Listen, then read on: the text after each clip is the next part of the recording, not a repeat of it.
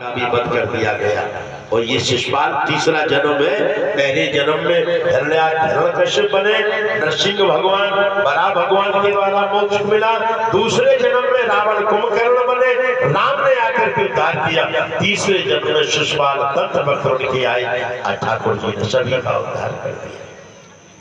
परीक्षित जी ने कहा, गुरुजी अभी तक इतनी मारकाट की कथा होती है, हम तो अपने मोह दूर करने के लिए यहाँ पर आए और आपने आकर के हमारे परिवार की कथा सुना करके आपने तो हमें और मोहित कर दिया। प्रभु अब तो मुझे अपने वंश की याद आ गई। प्रभु अब ऐसा करो, कोई ऐसी कथा सुनाओ जिसे सुन करके भगवान की भक्ति मुझे प्राप्त हो जाए। इसकी कथा सुनना चाहते हैं, भक्ति की। और भगवान क्या कह रहे हैं? विश्वराधीन संप्रष्ट भगवान बादरायणी वासुदेवी भगवती निबंधन हृदयो।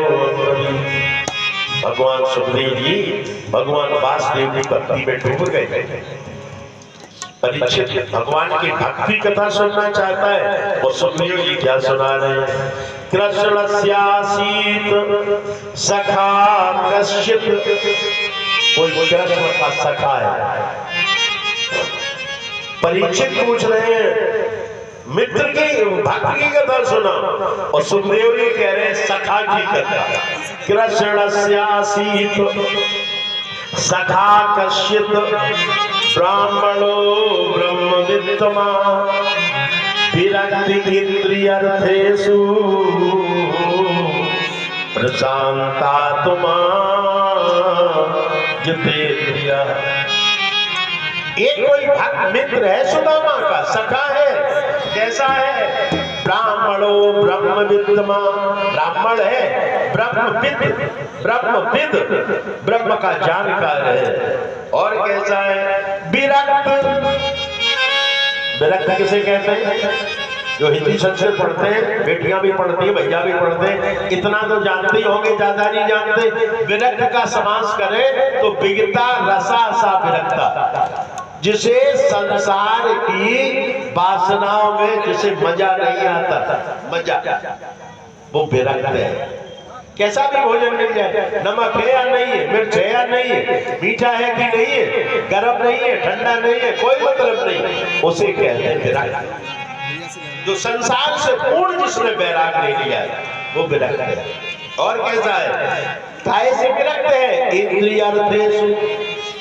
ध्यान से सुन लेना, इंद्रियों के जो काम हैं उनसे विरक्त है। इंद्रियों के काम कौन कौन है? जिह्वा है, आंखें हैं, कान है, नासिका है, त्वचा है, यही तो इंद्रिय है। इन इंद्रियों का मजा नहीं मिलता, मजा इंद्रियों को आता है, आनंद इंद्रियों को नहीं, आनंद आत्मा को आता है। विषयों में मजा आता है, आनंद भगवान की कथा श्रवण से आता है। कैसा है ब्राह्मण? विरक्त इंद्रियार्थेषु।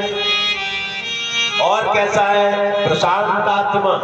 जो बच्चे पढ़ते हैं वो जानते हैं, प्रामाण्य श्रेष्ठ उपसर्ग है।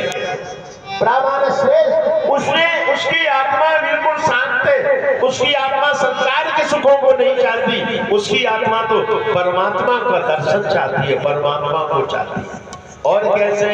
जितेंद्रिया, जितेंद्रिय अर्थात जितान इंद्रियान या सुसा जितेंद्री, जिसने अपनी सारी इंद्रियों को जीत लिया है, वो ब्राह्मण है। वो ब्राह्मण कौन है? उसी ब्राह्मण को हम सब सुदामा जी कहते हैं। कहते हैं नहीं? और नरोत्तम दास जी क्या गाता है, क्या लिखता है? क्या लिखता है नरोत्तम दास जी? और को धन चाहिए बावन को धन केवल इच्छा। सही है, सही है। क्या बात कर रहे हैं? कैसे सही है भाई? कलयुग में भिखारी भूखों नहीं मरते, मरते भूखों। कलयुग में भिखारी करोड़ों को मालिक हुआ करते हैं। कलयुग में भिखारी एसी में घूमते हैं। कलयुग में भी कोरोना के समय एक केरल में भिखारी पकड़ा गया, पत्नी थी नर्स, बेटा था डॉक्टर, और 3 लाख जमा तो उसके खाते थे। अब तो भीख मांगना भी व्यवसाय है भाई। कलयुग का कोई भिखारी भूखा नहीं है, भिखारी कोई भूखा नहीं मरता। इतना मिल जाता है कि बेच बेच के शराब पीता है, जुआ भी खेलता है। हम आप इतना मजा नहीं लेते जितना भिखारी मजा लेते हैं, क्योंकि बहुत मिलता है। द्वापर में सुदामा भीख मांगते थे तो भूखों क्यों मरे? क्यों मरे भूखों? क्योंकि ऐसी कथा नहीं है जैसी हम सुनते हैं। वो तो कहते हैं, भगवान कहते हैं आगे चना गुरमात लए दिलए तुम चाव हमें नहीं दीने, चोरी की आदत पड़ी है। मूर्ख है जो सुदामा को चना चोर कहते हैं। सुदामा चोर नहीं है, सुदामा ब्रह्मनिष्ठ सुदामा है, ब्रह्मविद